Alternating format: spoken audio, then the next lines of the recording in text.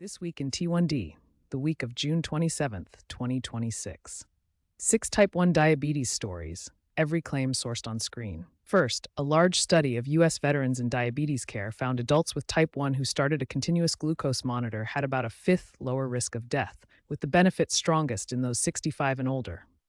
It's observational, so it shows a strong link, but can't prove cause. Source: Diabetes Care.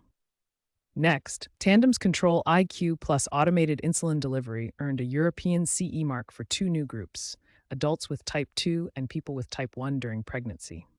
The pregnancy use was already FDA cleared in the US, backed by the circuit trial in JAMA, where the Control IQ group spent about 3 more hours a day in the pregnancy target.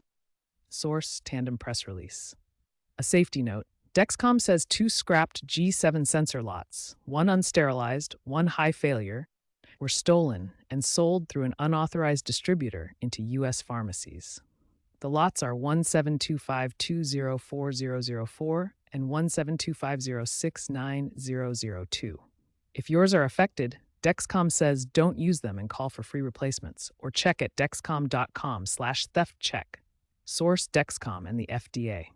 On the research front, Eli Lilly launched 2 phase 3 trials of Baricitinib, a JAK inhibitor pill used for arthritis, to see if it can preserve insulin in newly diagnosed type 1 or delay type 1 in at-risk people. They follow the earlier Bandit trial. These are ongoing with no results yet. Baricitinib is not approved for type 1, is not a cure, and does not replace insulin. Source: clinicaltrials.gov. A study in diabetes, obesity, and metabolism followed 17 women with type 1 on an automated pump across 48 menstrual cycles. They ran higher with less time in range in the days before a period and had more low glucose risk around its start. It's small and observational, but some of the clearest evidence yet that the cycle drives glucose in type 1 and that an automated pump doesn't fully smooth it out. Source: Diabetes, Obesity, and Metabolism. And finally, a small crossover trial in diabetologia of 22 adults with type 1 found high-intensity intervals blunted the exercise drop in glucose more than steady moderate cycling, most of all when fasted.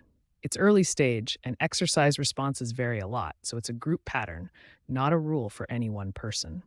Source: Diabetologia. That's the week. This is news, not medical advice. Always talk to your care team before changing anything about your management.